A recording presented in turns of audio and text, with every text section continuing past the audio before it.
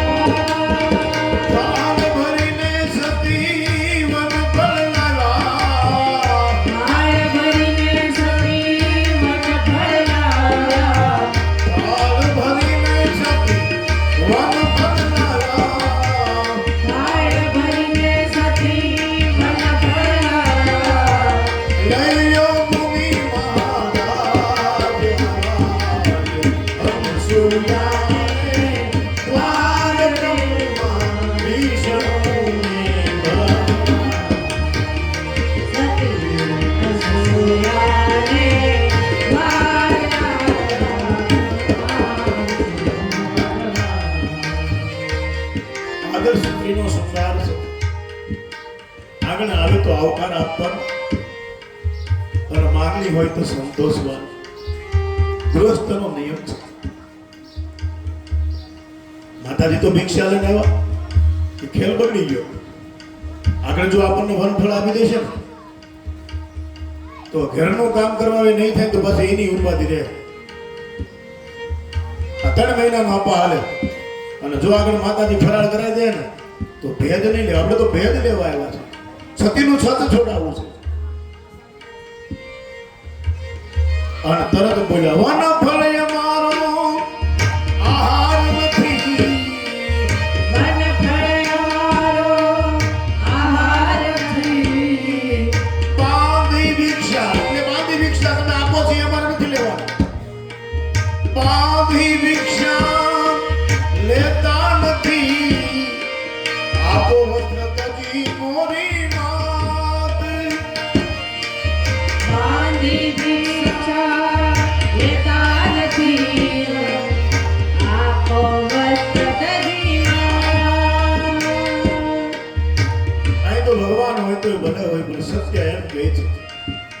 કે કોઈનું છત છોડાવવું અપરાધ છે. ભગવાન વિષ્ણુનો પાણો થવું પડ્યું. વૃંદાનું છત છોડાવવા ગયા અને શાલિગ્રામ બનીને બેઠા. જડત્વને પામવું, ચૈતન્યતાથી દૂર થવું. વફાદારીની બહુ કિંમત છે સાહેબ. આ દેશની દીકરી, આ દેશનો પતિ, આ દેશની પત્ની વિચારે. અંજોયાના આખ્યાનમાં એવું કહ્યું છે, આ વ્યાખ્યાન 8 શ્લોકમાં લખેલું છે. એમાં છેલ્લા શ્લોકો એવા લખ્યા છે કે આ ત્રણેય તો હતા જ, હવે કોને યાદ કરીને કંઈક કરવું હોય? બચવું ક્યાં? જો તમારામાં ભજન બળ ન હોય તો શિવ બ્રહ્મા અને વિષ્ણુ તો હતા જ. હવે કોનાથી બચવું? કોના નામે આની આટીકીટીમાંથી બહાર નીકળવું? સતીએ પતિનું ધ્યાન જ ધર્યું, સતીએ પતિનું ધ્યાન જ ધર્યું. મનમાં કયો આરાધ રે સતી અનસૂયા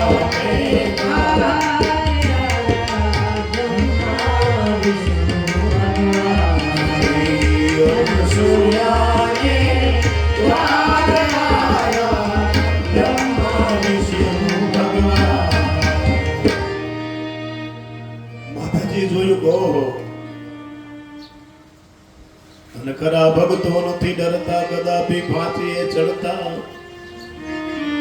પ્રભુજી આપે નિડરતા વિકટ છે માર્ગ ભક્તિનો પ્રથમ દુઃખોના પહાડ ઉતરશે જગત બહુ નિંદા કરશે એ પ્રભુજી કાયમ નહીં મળશે વિકટ છે માર્ગ ભક્તિનો આપણે હારે તો આપણી વાંધો કરે આવા છે એમ કે ડરવું નહીં ખરા ભક્તો નથી ડરતા દાદાજી ફાંસીએ ચડતા પ્રભુજી આપે નહીં ડરતા વિગત છે માર્ગ ભક્તિ સગા સ્નેહી નિવૃત્ત થાશે સત્ય કોઈને નહીં સમજાશે અનુભવમાં જીવન જાશે વિકટ માર્ગ ભક્તિનો આપણને એક પછી એક અનુભવ થશે કહો આપણા માંગતા તો આપણા નથી પણ છતાંય કાંઈ ન બોલવું આપણે મૌન જોયા કરવું બધાની આદતની આપણને ખબર પડી જાય કોણ કેવો છે આમાં પારખ દ્રષ્ટિ રાખવી અને મૌન રહેવું કારણ કે આ કર્મ ભૂમિ છે અહીં છૂટક્યો નથી હું કરું તો મારે ભોગવવાનું તમે કરો તો તમારે ભોગવવાનું કોકની માથે વજન હોય તો કોક લઈ લે કાંઈ પાપ ને કર્મ કોઈ લઈ ન લે કે લાવો થોડીક વાર હું લેવા લાગુ એ તો પોતાના માથે કંઈક વજન હોય કે લાવો બાપુ થોડોક લેવા લાગુ પણ કંઈ કરેલા પાપ ને કર્મ કોઈ લેવા ન લાગે એટલે સમજદારીથી જીવવું આપણા મોઢેથી બોલાય તો સારું બોલવું કોઈની વાત ન હા કાનથી સારું સાંભળવું હું પહેલા તમને પૂજા કરાવ તો ત્યારે એક મંત્ર બોલ્યો યાદ છે ભદ્ર કર્ણે ભીષુણિયામ દેવા તમારો કાન કલ્યાણકારી સાંભળે આપણે કોઈની ખટપટ નિંદા ન રહી અહીં અંશુયાથી એક આધાર હતો મારો પ્રતિક મારી માટે ઈશ્વર છે અને નારી ધર્મપતિ દેવન દૂત કરહુ સદા શંકર પૂજા કરહુ સદા શંકર પદ પૂજા નારી ધર્મપતિ દેવન દૂજા નારી ધર્મપતિ દેવન દૂજા નારી ધર્મપતિ દેવન દૂજા માં મેનાએ ભવાનીને સંકલ્પ આપ્યો તો હે ભવાની હવે તો શંકરને જ બધું માનજે નારીની માટેનો પુરુષ બધું છે અન્ય પુરુષ કોણ નથી અને જે અંશુએ સીતાને પ્રતિબંધ ધર્મ આપ્યો એ અંશુએ પછી હાથમાં આંજળી લીધી આવો આવો હવે તમને એક નારીની સત્તા બતાવો બ્રહ્માંડ કૈલાસ અને વૈકુંઠની સત્તાને પાગલ બનાવી સતીત્વમાં જોર કેટલું બસ દીકરીઓ બહેનો સાધુ તરીકે મારી ફરજ છે કે પવિત્રતા પ્રસન્નતા અને વફાદારી અને બનાવ્યા નાના બાલ સતી અનસુયાને દાર આયા બ્રહ્મા વિષ્ણુ ભગવાન સતી અનસુયા મેં એક જ ભાવથી તનમન તનથી અત્રિ સિવાય બીજા કોઈ પુરુષ ન જોયા હોય તો આ ત્રણેય સત્તા બાળક બની જાય અને વિચાર કરો એક જળની અંદરથી શુદ્ધ સંકલ્પથી આ દેશની માં અનસુયા બ્રહ્મા વિષ્ણુ મહેશને નાના બાળ બનાવે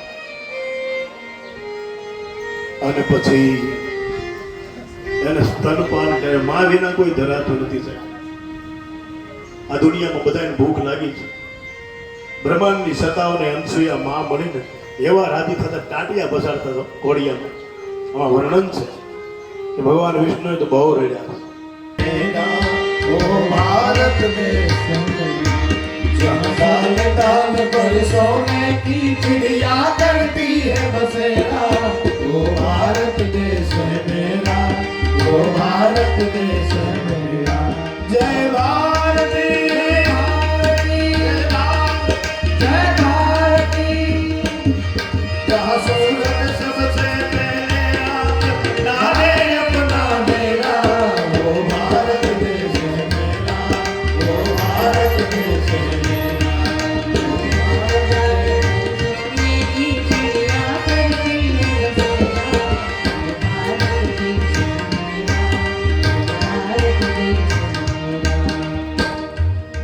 આ ભારતની ગરિમા છે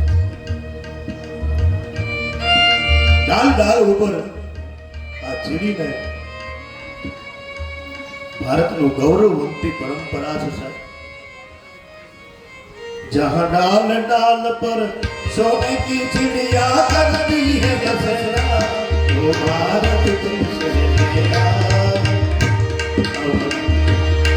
ये धरती हो जहाँ ऋषि मुनि जपते हरि नाम की माला, हरि नाम की माला।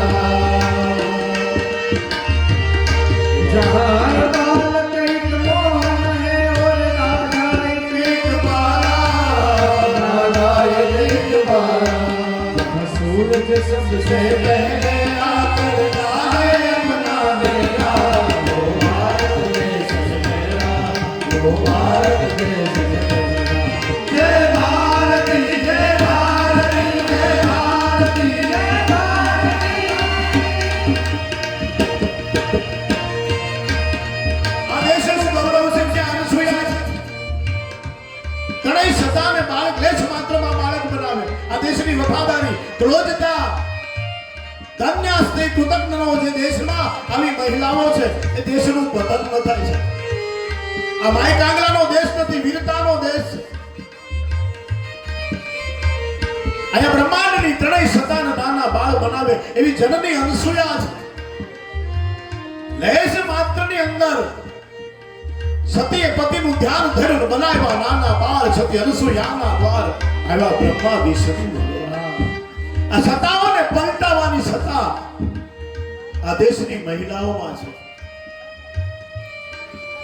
પણ આયા નિયમ બાંધ્યો છે કે પ્રસન્નતા, પવિત્રતા અને વફાદારીના સૂત્રમાં જે હોય ને એ બ્રહ્માંડોની સત્તાને બિરદાવી શકે છે।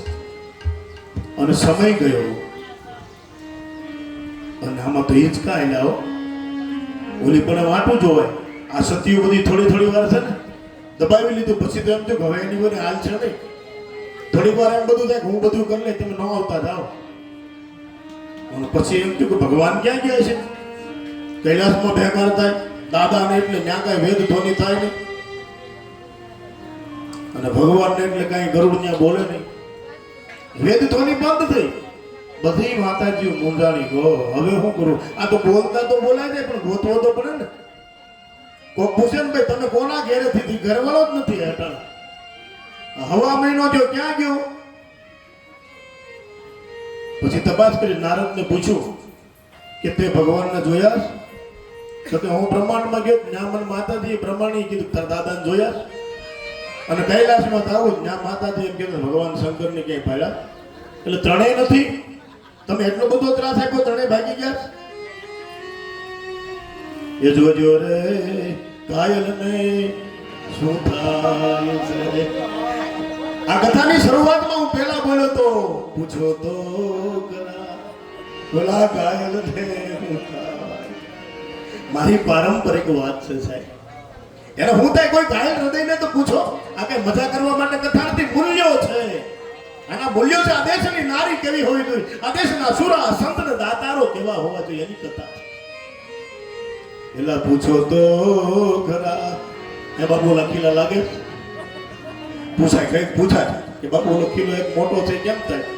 એલા પૂછો તો ખરા ઓલા ઘાયલ ને શું થાય? કઈ પૂછી લેવાય સાહેબ, નકલ ન કરાય। નકલમાં અકલ ન હોય। આપણે તો આપણી મૌલિકતામાં જવાનું, આપણી પરંપરા અને સનાતનની ધરોહરને ઉજ્જવળ રાખવાની। આના મૂળ ચૂકવવા પડતા અરે સંતને સંતપણા। પછી ત્રણેય નક્કી કર્યું કે આ ત્રણેય ક્યાંક ગયા છે કે હા અનસૂયાજી ત્યાં ઝપટું કરે। જો દૂધ પીવું હોય તો ગાયના દૂધ આવે છે, અને શંકર તો દૂધમાં નાય છે, અને ભગવાન વિષ્ણુ એના ખોળામાંથી હેઠા નથી ઉતરતા। હા બ્રહ્માજી ડાયા છે, બેઠા છે। તમારે જોવું હોય જાઓ, તમારા ઘરવાળાના બાળપણના ફોટા જોવો હોય તો ત્રણેય જાઓ। એ ક્યાં છે? તો કે ચિત્રકૂટમાં છે। એ પછી ત્રણેય દેવી મળી કરીને આવી ચિત્રકૂટમાં।